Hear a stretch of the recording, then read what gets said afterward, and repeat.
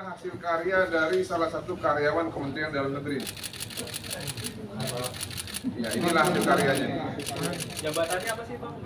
Boleh tau Bang jabatannya, jabatannya Bang? Nanti kalian tanyalah sama para Spill aja Bang, spill dikit. Dikit aja Bang. Biar pada inisial pelaksana media apa gitu. di kementerian. Jadi inilah hasil karyanya nih. Nah, makanya sangat disayangkan ya. Saya kan dulu pilih Pak Jokowi ya, kan revolusi mental. Jadi bukan hanya rakyat yang direvolusi.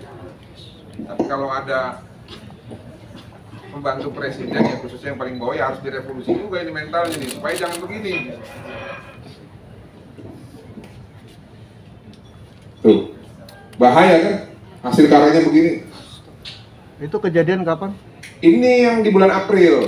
April. Satu kali pukul nih. Itu waktu terjadi penganiayaan itu Safa bersama siapa? Sendiri sama dia? Ya, Nggak ada dia teman-teman? nggak ada dan langsung ambil HP saya. Pas kejadian ini, saya hanya berdua dengan dia. Supir kebetulan udah pulang karena itu posisinya sudah malam. Karena dia panik, saya berdarah-berdarah, dia ambil HP saya. Ayo ke rumah sakit. Dia bawa aku ke rumah sakit. Situ. Dan kebetulan kita datang di rumah sakit yang agak pricey. Dia bilang jangan operasi di sini mahal. Jadi besoknya saya dijahitnya di operasi. Jadi di rumah sakit itu hanya dibersihkan saja lukanya. Terima kasih untuk seluruh rekan-rekan media ya yang saya hormati bahwa sudah mau hadir ya hari ini untuk melakukan press release terkait kejadian yang menimpa klien kami, Safa Marwah. Ya. Mungkin saya mulai dengan adanya satu peristiwa penganiayaan yang sudah terjadi berulang-ulang semenjak tahun 2022, tepatnya di bulan Agustus sampai dengan terakhir kemarin itu di tanggal 12 September. Ya. Safa ini memiliki seorang kekasih berinisial TI, ya, yang nanti mungkin akan kita perlihatkan gambarnya. TI ini merupakan seorang ASN PNS di salah satu kementerian dalam negeri. Jadi hubungan ini berawal di tahun 2022 ketika Safa Marwah ini menerima cintanya TI sebagai kekasih. Itu di bulan Juli. Lalu di bulan Agustus sudah mulai ada penganiayaan fisik. Nah, cuman memang karena Safa ini orangnya baik ya, dan juga mencintai kekasihnya pada saat itu, bukan saat ini ya, karena saat ini sudah tersakiti dia, sehingga memberikan maaf secara terus-menerus. Yang lebih parahnya lagi, ternyata selama menjalin hubungan, Safa Marwah ini lebih sering membiayai terhadap si TI yang bekerja di Kementerian Dalam Negeri ini. Saya juga tidak tahu pertimbangannya apa, tapi ya kalau teman-teman tahu ya biasanya kan ya cinta itu buta atau love is blind ya. Kejadian ini berulang dari bulan Agustus, lalu di bulan September juga terjadi, sampai di bulan November itu terjadi penganiayaan juga di salah satu rumah kontrakan tempat kakak dari TI ini. Di situ Safa itu dijambak, lalu didorong, dihempaskan sampai terluka, rambutnya rontok. Pada saat itu Safa dibiarkan begitu saja sama orang-orang di sekitar tanpa ditolong. Nah, karena memang merasa terancam, akhirnya Safa ini pada saat di daerah Cempaka Putih mendatangi polsek setempat. Membuat pengaduan, lalu diterima pengaduannya, didatangi ke rumah kontrakan tersebut, pelakunya diundang ke polsek untuk ditanyai ataupun diinterogasi, namun terjadi restoratif justice ya, berdasarkan Perkap 2019 itu nomor 6 kalau nggak salah. Di situ pelaku menangis-nangis minta maaf dan meminta untuk diberikan kesempatan. Nah, karena Safa pada saat itu mungkin berpikir mungkin masih bisa diberikan ruang untuk maaf atau bertobat. Akhirnya dengan penuh kasih dia memaafkan kekasihnya itu pada saat itu. Ada juga nanti dokumentasinya pada saat terjadi perdamaian. Tapi ternyata pasca perdamaian itu berulang kembali. Hampir setiap bulan terjadi cekcok yang pasca cekcok laki-laki ini melakukan penganiayaan kepada Safa Marwah. Entah itu dijambak, entah itu dipukul, entah itu didorong. Pokoknya hal-hal toksik seperti itu sering berulang sampai dengan di bulan April 2023. Pada saat itu mereka sedang ada di dalam ruangan tempat tinggalnya Safa. Safa sedang nonton TV karena mungkin sudah waktunya untuk mandi gitu ya, izin mandi, tiba-tiba nggak dikasih izin, digampar pelipisnya sebelah kanan atau kiri? Sebelah kiri ya, dan menghasilkan luka robek dan lebam yang mengucurkan darah tidak berhenti.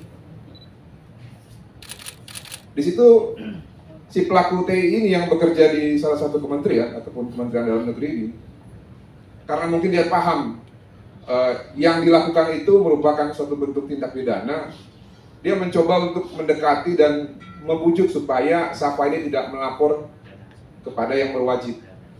Bahkan dipantengin terus. Setiap ada telepon di reject, setiap ada bukti-bukti foto di delete.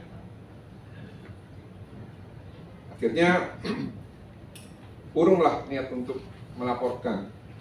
Pada saat itu akhirnya dilakukan tindakan. Si laki-laki ini mungkin karena dibilang agak pelit kali ya, dia menawarkan untuk dijahit itu di rumah sakit biasa. Nah cuma kan dia nggak paham bahwa Safa ini kan public figure, tidak bisa dijahit di tempat-tempat biasa karena akan menimbulkan luka yang akan mudah terlihat. Sedangkan aset dari public figure kan salah satu adalah penampilan. Lalu Safa bilang, saya harus dijahit di tempat yang lebih estetik gitu ya. Nah itu nanti juga ada buktinya, karena kan kita nggak sempat visum pada saat itu karena dibujuk. Lalu dilakukanlah penjahitan, tapi masih ada sekarang bekasnya. Lalu tidak sampai di situ, si pelaku ini menekan Safa untuk memecat supirnya supaya tidak ada saksi gitu. Karena kan supirnya ini mengetahui kejadian itu. Pasca memecat supir, pasca terjadi pemukulan, dan dia mengatakan tidak akan mengulangi perbuatannya lagi, masih berulang terus itu setiap bulan. Lalu akhirnya di tanggal 12 September ketika si TI yang hampir setiap hari kebutuhannya dicukupi oleh Safa Marwah ini mengatakan ingin pergi ke Bandung. Nah karena punya hubungan dan sering dibiayai, kan wajar lah seorang pacar ya menanya, kenapa ke Bandung? Boleh dong saya ikut. Karena si TI tidak setuju dan marah, Safa spontan. Ya udah, kalau mau pergi nggak ngajak saya, bayar, you punya utang. Kebetulan pada saat punya utang dia sekitar sekian puluh jutaan ya. Nah ketika ditagih utang, bukannya dia tahu diri ataupun ya wajar. Kadang-kadang kan kalau laki-laki sama perempuan, kalau memang dia gentleman ya, atau laki-laki, kalau memang dia tersinggung ataupun kalau dia marah ya tinggal menghindar aja. Saya pun begitu dulu kalau pacaran ataupun sama istri. Kalau istri marah ya tinggal aja dulu. Nah ini enggak. Dia bukan meninggalkan Safa Marwah, justru menghadiahi cekekan maut gitu ya kepada Safa, sampai Safa itu tidak bisa bernafas sekitar beberapa menit ya, kurang lebih 1-2 menit dicekek gitu ya. Lebih ya? Iya, tapi kan dicekeknya 1-2 menit atau 3 menit. Iya, dicekek seperti ini, lalu ditarik dan didorong sampai terjatuh dan Safa pingsan di situ. Sempat pingsan, kolaps, blackout kurang lebih 3-4 menit, dan dia hanya menonton aja tuh begini, seperti tidak ada penyesalan. Nah, di situ akhirnya Safa itu terbuka matanya bahwa memang laki-laki ini sudah tidak layak lagi untuk dibukakan pintu hati. Nah, oleh karena itu Safa membuat laporan polisi atau pengaduan dan dirujuk untuk visum. Pasca visum, ini nggak terbit laporan polisi ini dengan perbuatan penganiayaan yang diduga keras dilakukan oleh TI yang bekerja di salah satu instansi pemerintahan, yaitu Kementerian Dalam Negeri. Proses terhadap pelaporan yang dilakukan oleh Safa Marwa ini di Polsek Menteng sudah masuk ke tahap pemeriksaan saksi-saksi, penyerahan bukti surat, lalu terakhir juga ada security yang diperiksa segala macam itu ya, pemantauan CCTV, sehingga dalam waktu dekat seharusnya ini sudah ada terbit undangan untuk si terlapor ataupun calon tersangka. Nah, ini kita berharap kita semua bisa sama-sama memantau ya, supaya negara Kesatuan Republik Indonesia yang negara hukum ini bukan hanya sekedar semboyan, tapi memang benar-benar negara hukum. Jadi kalau ada urusan hukum ya diselesaikan secara hukum. Nah, inilah yang sekarang sedang kita upayakan supaya Safa yang sudah menjadi korban penekanan ataupun korban penganiayaan baik secara mental maupun secara fisik yang sudah hampir kurang lebih 1 tahun ini dapat mendapatkan kepastian hukum. Saya cuma pengen keadilan yang seadil-adilnya, pengen segera diproses saja. Karena saya dibilang kena mental, saya terpukul dan kena mental sekali. Saya masih takut, masih trauma. Dari aku tadi kan segitu aja dari saya. Mungkin ada pertanyaan dari rekan-rekan media? Ada apa yang membuat kamu bertahan, Safa, dengan laki-laki ini?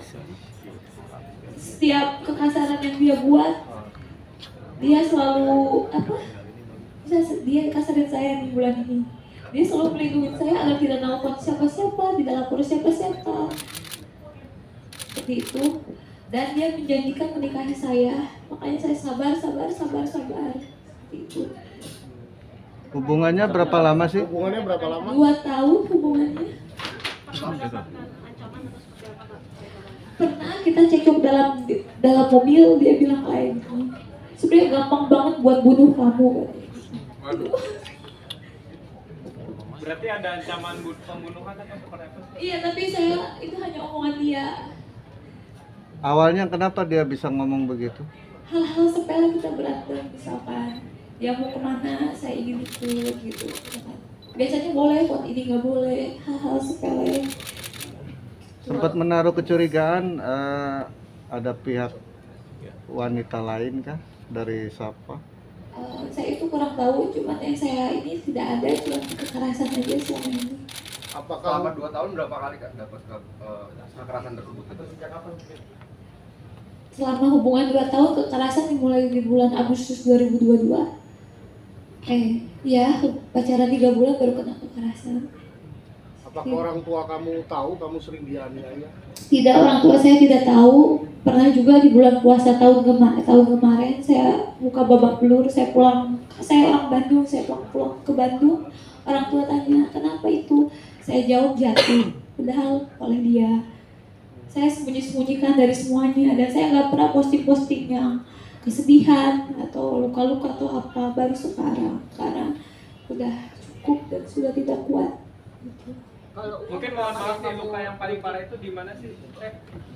Luka yang paling parah ya ini yang sampai dioperasi dijahit. Sejak pacaran 3 bulan pertama selalu main tangan, tapi Iya. kenapa nggak memutuskan untuk mengakhiri hubungan pas saat itu? Karena setelah dia melakukan kekasarannya, dia merayu saya lagi, baik-baikin saya lagi, berjanji lagi seperti itu. Ada kerugian uang lah. Yang nasib uangnya yang 40 jutanya gimana? Udah berhasil kita luar atau mungkin udah coba komunikasi? Saya selama ini gak pernah dikenalin keluarganya, dia kan orang Aceh, saya tidak pernah dikenalkan keluarganya. Saya kenal abang kakak sepupunya aja yang ada di Jakarta. Dan saya sudah hubungi ibunya, saya punya nomor ibunya di Aceh, tidak respon sama sekali. Selalu piutang apakah udah dibayarkan? Yang 40 jutanya jadi Belum, itu sisanya belum. Banyak kerugian kita itu belum. Mungkin uangnya untuk apa sih Kak itu dipinjam? alasan dia pinjam itu apa? Awal-awal dia bilang bisnis rumah sama kakak sepupunya, akhirnya sertifikat rumah ketipu. Seperti itu. Terus sampai sekarang masih komunikasi atau gimana pas sudah ada pelaporan ini? Sudah tidak ada komunikasi, sudah saya blokir. Terakhir lagi hutangnya mungkin Kak kapan? Yang pas kekerasan di Ceki 12 September dia mau pergi, saya mau ikut tidak boleh, terus saya bilang ya udah utang kamu balikin dulu. Saya bilang baik-baik sama dia emosi, kalau dia tuh selalu emosi setiap ditagih hutangnya. Emosinya langsung mukul kakak atau gimana? Ya langsung pukul saya. Berarti terakhir ketemu tanggal 12 kemarin? Iya.